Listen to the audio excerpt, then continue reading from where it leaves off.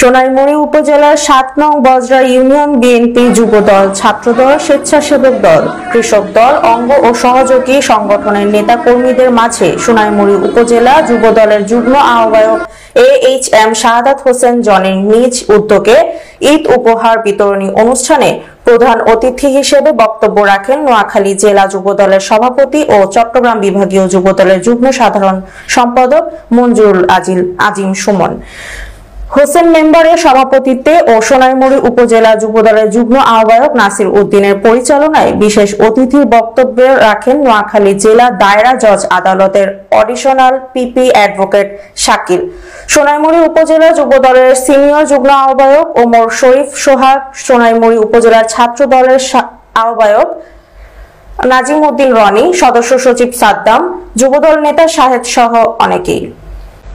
পক্ষ থেকে পাঞ্জাবি এবং ঈদ সামগ্রী বিতরণ করতেছি।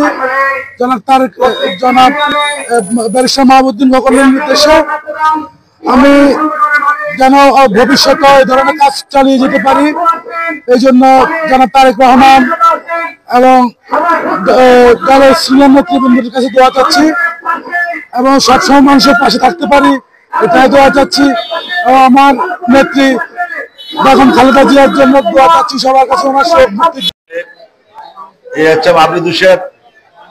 রাজনীতি করতে বিএনপির বর্তমান স্ট্যান্ডিং কমিটির সদস্য মির্জা আব্বাস, বিএনপি স্ট্যান্ডিং কমিটির সদস্য বাবু গৌরচন্দ্র রায়, বিএনপির ভাইস চেয়ারম্যান সাবেক মন্ত্রী বরকতুল্লাহ ভুলু, ওনাদের সাথে ওনাদের সহকর্মী হিসেবে রাজনীতি করেছেন আবিদ হোসেন। পর্যায়ক্রমে নোয়াখালী জেলা বিএনপির সহসভাপতি ছিলেন, নোয়াখালী জেলা মুক্তিযুদ্ধ দলের সভাপতি, তার সুযোগ্য সন্তান AHM শাহাদাত হোসেন জনি। আজকে আমাদের নেতা তারেক রহমানের যে নির্দেশনা, সে নির্দেশনা হলো মানুষের পাশে থাকতে হবে, মানুষের সাথে ভালো ব্যবহার করতে হবে, মানুষের সাথে কখনো কটু ব্যবহার করা যাবে না, অসহায় দরিদ্র নিপীড়িত মানুষের জন্য কাজ করতে হবে।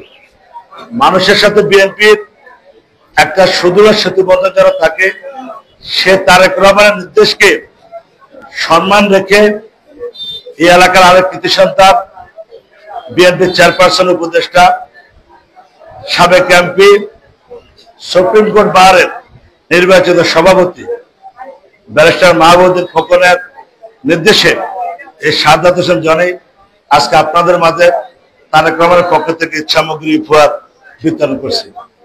এখান থেকে আমাদের শিক্ষা নিতে হবে, আমরা যারা গত 17 বছর এখানে যারা আছেন, এমন কোন নেতা নাই যে আমরা যারা নিপীড়া নির্যাতনের শিকার না হয়েছে। আমি সহ এ সোহাগ বলেন, এ জনি বলেন, সবাই আমরা সবাই নির্যাতনের শিকার। আর কখনো আমাদেরকে আইনগত সহযোগিতা করতে শাকিল ভাইরা। আমি মনে করি আমাদের এখনো আমরা কাঙ্ক্ষিত সফলতা পাই নাই।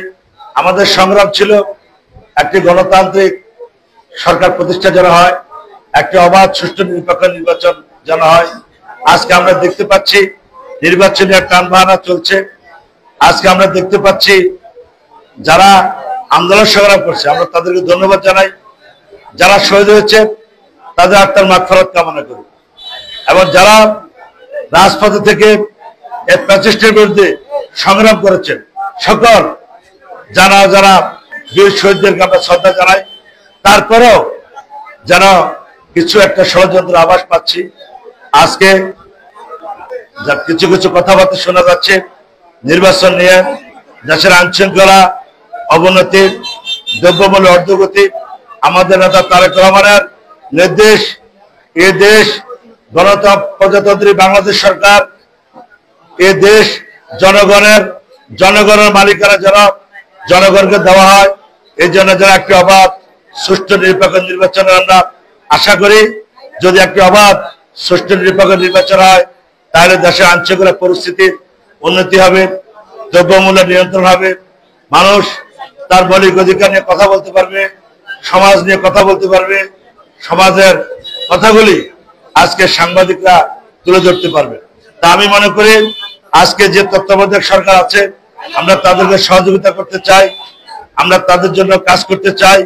তাদের কাছেও আমরা আমাদের দলের পক্ষ থেকে দাবি জানাচ্ছি, অনতিবিলম্বে যেন একটি অবাধ নিরপেক্ষ নির্বাচন দিয়ে একটি দেশ গঠনের জন্য একটি সরকার যেন গঠন হয়। এই সরকার যদি আপনারা মনে করেন যে জাতীয়তাবাদী দলকে আপনারা নির্বাচিত করবেন, তাহলে অবশ্যই তারা সরকার গঠন করবে। আর যদি আপনারা বিকল্প মনে করেন, তা আমাদের আপত্তি নেই, কিন্তু আমরা চাই অনতিবিলম্বে একটি যেন নির্বাচন হয়। এই নির্বাচনের মধ্যে একটি দেশ যেন শক্তিশালী স্বনির্ভর বাংলাদেশ গড়ার প্রত্যয় নিয়ে আজকে যে মহৎ উদ্যোগ সাদাত হোসেন জনি নিয়েছেন, তাকে ধন্যবাদ জানাই।